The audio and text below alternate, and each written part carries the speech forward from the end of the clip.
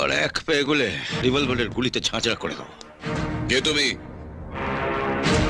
আমাকে চিনতে কষ্ট হচ্ছে? ভালো করে দেখো তো মহিম হালদার চিনতে পারো কিনা। অবিনাশ, তুমি এখনো বেঁচে আছো? হ্যাঁ, বেঁচে আছি।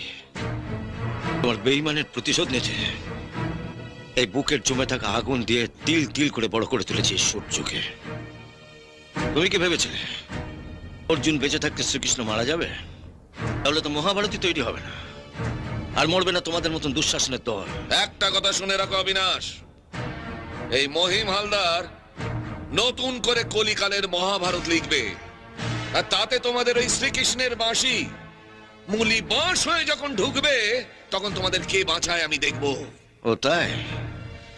তাহলে কলিকালের পাণ্ডবদের একবার নিজের চোখে দেখে নাও মহিম বাবু। তোমার পাপের শাস্তি দিতে কুরুক্ষেত্রে এদেরও তো প্রয়োজন প্রয়োজন প্রয়োজন। নবমন্ত্রতে নবদীক্ষাতে সবাই মিলে শপথ নিলাম, শত্রু নাশে মিলে মিশে জীবনটা বাজি রেখে দিলাম।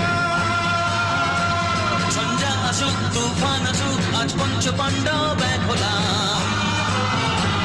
জয় যাক প্রাণ তবু রাখবো মান, হবে শত্রু ধ্বংস কথা দিলাম।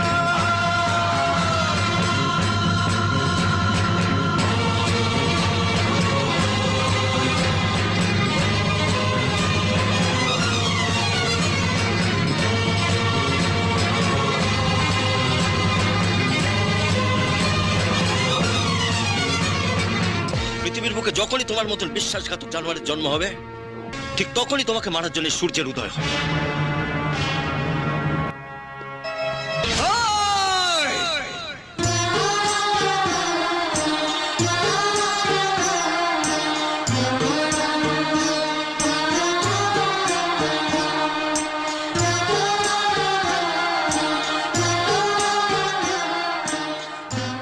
পূর্বজন্মে অনেক পূর্ণ করেছিলে বলে তাই এই জন্মে দেবীর মতন একজন স্ত্রী পেয়েছ।